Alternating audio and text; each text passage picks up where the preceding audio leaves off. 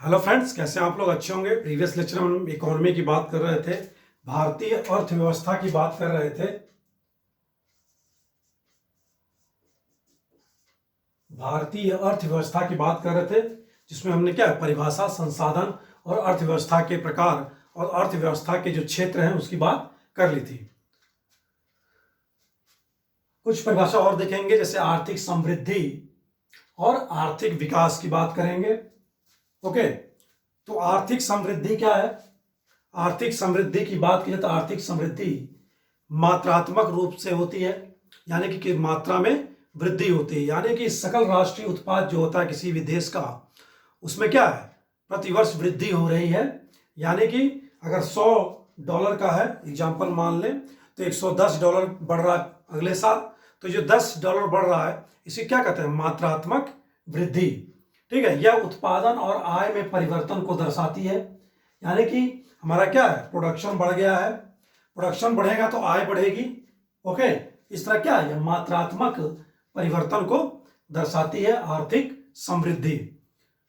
तो प्रति व्यक्ति वास्तविक आय का मापदंड क्या है? आर्थिक समृद्धि है।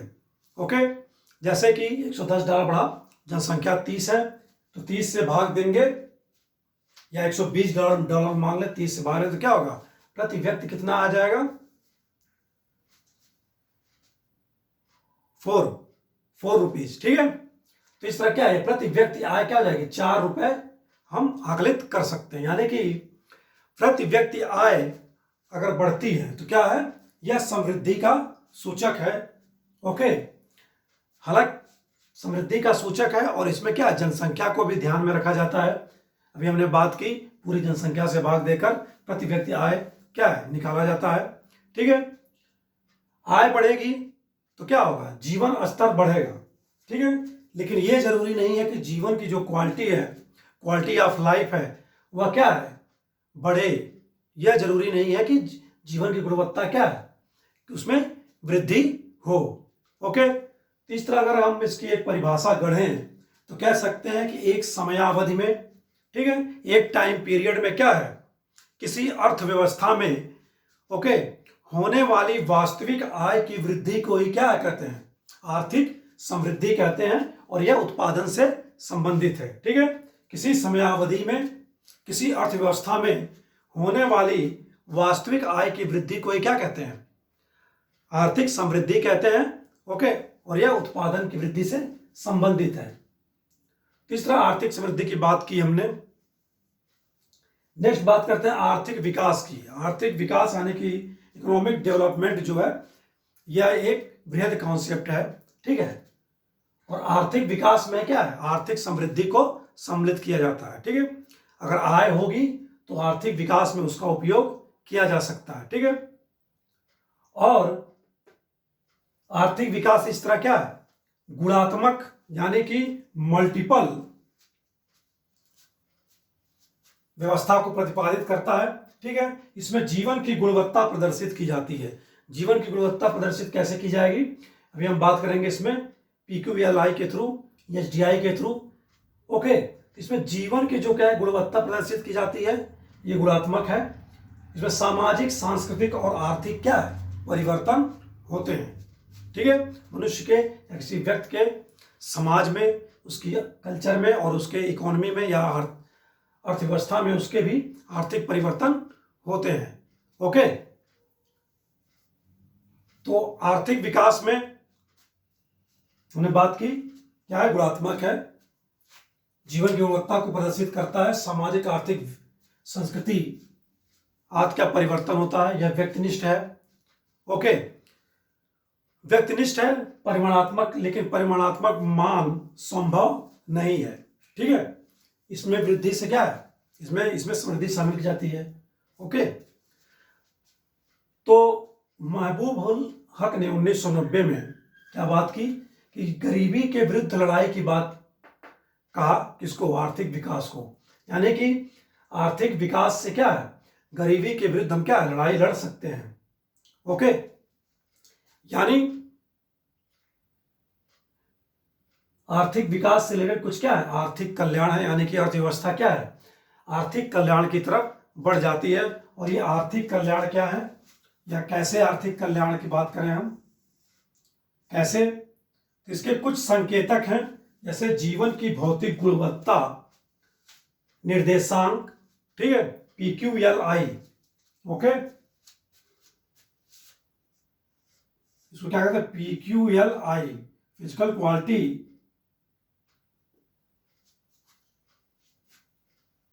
इंडेक्सेस की बात करें, ठीक, यह किसके द्वारा दिया गया, मॉरिस डेविड मॉरिस द्वारा, ओके, मॉरिस डेविड मॉरिस द्वारा यह कॉन्सेप्ट दिया गया। उसमें उन्होंने 2-3 चीजों को सम्मिलित किया, जैसे शिशु मृत्यु दर, जीवन प्रत्याशा और साक्षरता, ठीक है, तो जीवन प्रत्याशा और साक्षरता को क्या है, उन्होंने इसमें सम्मिलित किया है, ओके। तो जीवन की भौतिक गुणवत्ता निर्देशांक में बात करें तो सबसे पहले सर शिशु मृत्यु दर यानी कि IMR, इन्फेंट मोर्टेलिटी रेट और चाइल्ड मोर्टेलिटी रेट, ठीक है, और ये किस पर निकाला जाता है, प्रति हजार जन्म पर, ठीक है, कब किस पर निकाला जाता है, प्रति हजार जन्म पर, ओके, प्रति हजार जन्म पर शिशु मृत्यु दर किसे कहेंगे, शिशु किसे मानते हैं, शिशु 0 से 1 वर्ष से कम तक के बच्चे को, आज तक के बच्चों को 0 से जो में पैदा हुआ अभी और 1 वर्ष से कम तक के क्या होते हैं, शिशु मानते हैं। और बच्चा किसे मानेंगे, 1 वर्ष से ज्यादा और 5 वर्ष तक या 5 वर्ष से कम तक को, ठीक है। तो प्रति हजार जन्म पर जो बच्चों की मृत्यु होती है उसे शिशु मृत्यु दर कहेंगे। और प्रति हजार जन्म पर क्या है, 1000 बच्चे जन्म लिए, उसमें कितने बच्चे मर गए, उसकी बात किसमें करेंगे, बच्चा मृत्यु दर में। तो वह भी वर्तमान में भारत में जो IMR है, शिशु मृत्यु दर है, वह क्या है, 26.61 के करीब है, 27 मान सकते हैं, ठीक है। और राज्यों में सबसे अधिकतम कहाँ है, MP है, छत्तीसगढ़ है, उत्तर प्रदेश है, ठीक है, MP है, छत्तीसगढ़ है और उत्तर प्रदेश है। और सबसे ज्यादा निम्नतम शिशु मृत्यु दर कहाँ है, केरला में है। केरल की स्वास्थ्य सुविधाएं क्या है, बेहतरीन है, इसीलिए क्या WHO द्वारा माना जाता है कि जो केरल की स्वास्थ्य सेवाएं हैं वो अमेरिका के स्वास्थ्य सेवाओं के बराबर हैं, इक्वल हैं, ठीक है। तो बात हो गई हमारी उच्चतम निम्नतम। और देशों में बात करें तो सबसे ज्यादा मृत्यु दर अफगानिस्तान में है 103 के करीब, ठीक है, शिशु मृत्यु दर 1000 पर 103 के करीब है अफगानिस्तान में। विश्व में अगर बात की जाए तो 103.6 के करीब है, ठीक है। बच्चा मृत्यु दर की बात करें तो ये भारत में कितना है, प्रति हजार पर 25 के करीब, ओके। राज्यों में सबसे ज्यादा Jharkhand, Assam, UP, Punjab side, Rajasthan side, ठीक है, बिहार, ये सब स्टेट इसमें ज्यादा है बच्चा मृत्यु दर। अगर निम्नतम वही केरल का, ओके। तो क्या उपाय किए जाने चाहिए कि शिशु मृत्यु दर और बच्चा मृत्यु दर क्या है, कमी आए। सबसे पहले तो हेल्थ जो सर्विसेज हैं उसमें सुधार किए जाने चाहिए, जागरूकता बढ़ानी चाहिए। और जो उपाय है आशा और उषा कार्यकर्ता का क्या है, नियुक्ति की जानी चाहिए या अपॉइंटमेंट किया जाना चाहिए। आशा कहाँ है, आशा रूरल एरिया में है, यानी कि ग्रामीण क्षेत्र में, ठीक है। उषा नाम में ये USH यानी कि अर्बन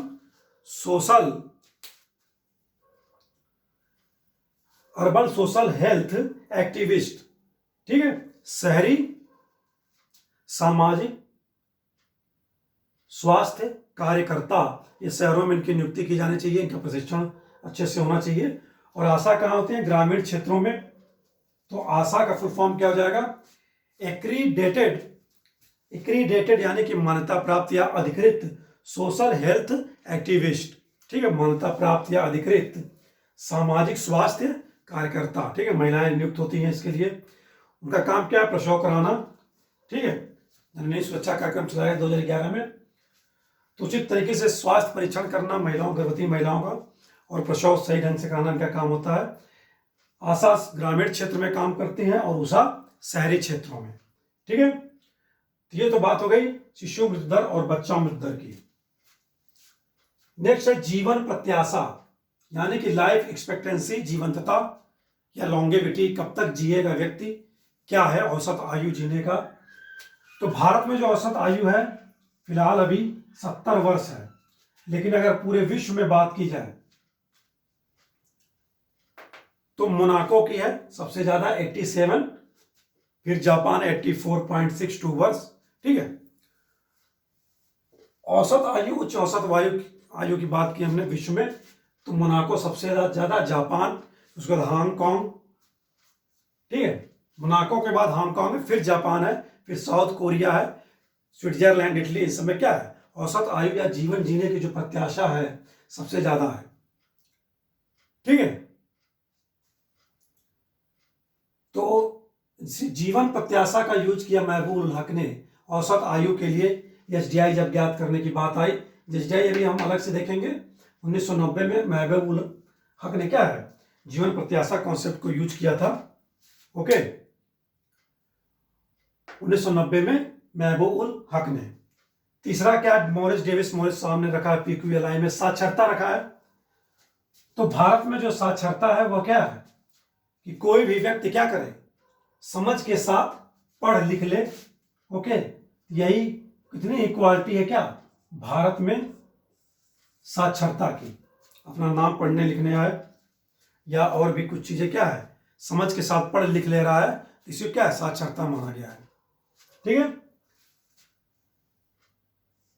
वैसे भारत में साक्षरता दर कितनी है 73%। ठीक है, एक होता है क्रियात्मक साक्षरता, यानी कि फंक्शनल लिटरेसी। क्रियात्मक साक्षरता को मेडिकल लिटरेसी भी कहा जाता है। मेडिकल लिटरेसी यानी जो दवा की शीशी है या जो दवा के पत्ते आते हैं, पत्तों में दवा होती है, उस पर निर्देश दिए गए रहते हैं कि कैसे दवा को यूज करना है, मेडिसिन को यूज करना है। तो जो व्यक्ति या महिला उसको पढ़कर, निर्देशों को पढ़कर उसके दिए गए निर्देशों के अनुसार दवा का प्रयोग करती है, करते हैं, कर लेते हैं, तो उसको क्या कहते हैं, ऐसी साक्षरता को क्रियात्मक साक्षरता कहते हैं। और क्रियात्मक साक्षरता है कहां पर है, यूएसए में। विकसित देशों में क्या है क्रियात्मक साक्षरता को बढ़ावा दिया जाता है। ठीक है, इस तरह साक्षरता दर निकाली जाती है, यानी कि दवा के कोई व्यक्ति क्या है दवा पर दिए गए निर्देशों को पढ़कर उसके अनुसार उसका अनुपालन करता है, उसका प्रयोग करता है दवा का, तो वह क्या है क्रियात्मक साक्षरता। नेक्स्ट बात करें क्रय शक्ति क्षमता, यानी कि परचेजिंग पावर किसी व्यक्ति की, यानी कि यह आय से रिलेटेड है। ठीक है, आय से, यानी कि किसी भी व्यक्ति की क्या है क्रय शक्ति, यानी परचेजिंग पावर क्षमता के अनुसार जीवन स्तर कैसा है, उसका रहन सहन कैसा है, उसका रहन सहन के अनुसार निकाला जाता है क्या क्रय शक्ति क्षमता विधि। ओके, सूचकांक ज्ञात किए जाते हैं। नेक्स्ट है आर्थिक कल्याण की तरफ जो अर्थव्यवस्था बढ़े, उसमें निवल आर्थिक कल्याण, यानी बात की जाए जो जीडीपी होती है, ग्रॉस डोमेस्टिक प्रोडक्ट, सकल राष्ट्रीय उत्पाद कम निवृत्त। ठीक है, तो फिर निवल आर्थिक कल्याण कब ज्ञात किया जाएगा, जब पूरी जीडीपी में क्या है, जीडीपी जीएनपी की बात हम करेंगे नेक्स्ट अगले क्लास में। तो जीडीपी में से क्या किया जाए कि जो उत्पादन लागत है, ठीक है, उत्पादन जो हो रहा है देश में उसमें कुछ लागत आई होगी, वो प्लस नगरों का विकास हो रहा है तो उससे कुछ हानियां हो रही हैं, पर्यावरण से रिलेटेड बहुत सी चीजें, लैंड, वाटर।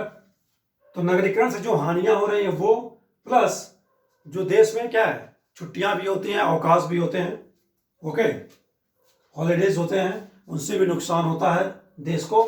प्लस गृहिणियों की सेवाएं, गृहिणियां भी क्या है यानी जो घरों में काम करती हैं, घरों में काम नहीं करती, यानी कि घरों की महिलाएं, यानी कि गृहिणियों की सेवाएं क्या है ऐड नहीं होती जीडीपी में। ओके, तो उनकी सेवाओं को भी, यानी कि इन चारों को जोड़कर जीडीपी में से घटा दिया जाए तो हमें क्या मिलेगा निवल आर्थिक कल्याण। पॉल सैमुअल ने यह अवधारणा दी थी, याद रखेंगे पॉल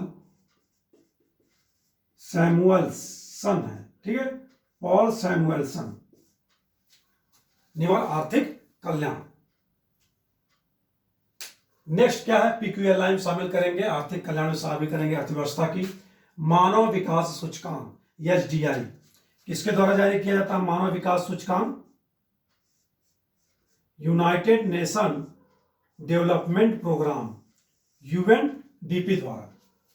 ओके, तो मानव विकास सूचकांक शुरुआत की गई 1990 में। महबूब उल हक और उनके साथी थे अमर्त्य सेन भारत के और सिंगर हंस, ठीक है, तीन लोगों द्वारा क्या है, महबूब उल हक। महबूब उल हक कहाँ के हैं?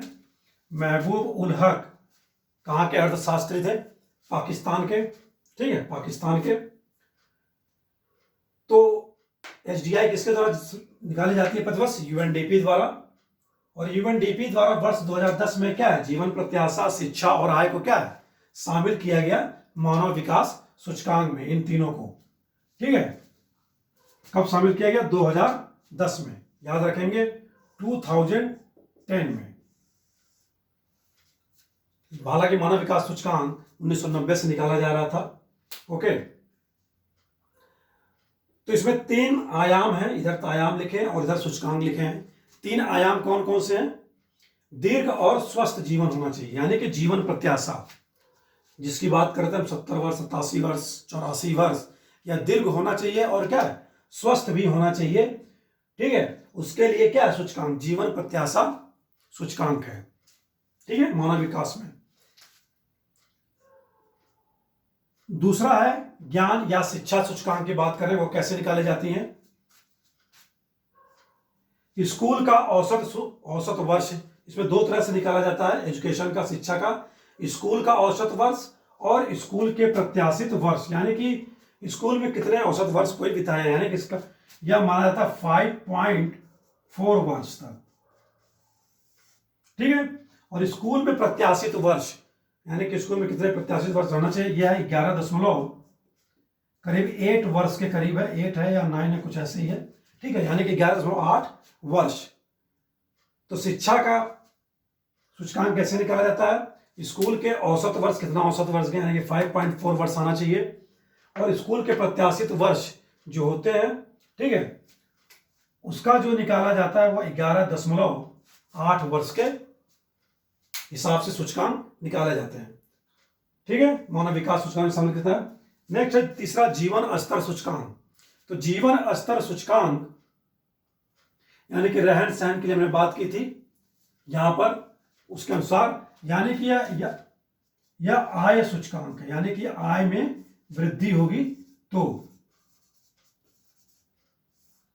ठीक है, आय सूचकांक है। ओके, यानी कि किसी की भी परचेजिंग पावर पैरिटी के अनुसार क्या है, ट्रिपल पीपी के अनुसार,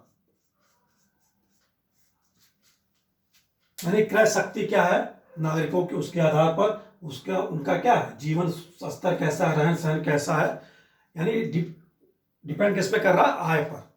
यानी कि हमने बात की अभी समृद्धि में, तो ट्रिपल पीपी के आधार पर क्या है, भारत की जो रैंकिंग है विश्व की अर्थव्यवस्था में, वह कौन सी है, 3rd है। ओके, और ओवरऑल यूएसडी के अनुसार, यानी कि यूनाइटेड नेशंस डॉलर के अनुसार भारत की रैंकिंग इस समय कितनी है, 5वीं है।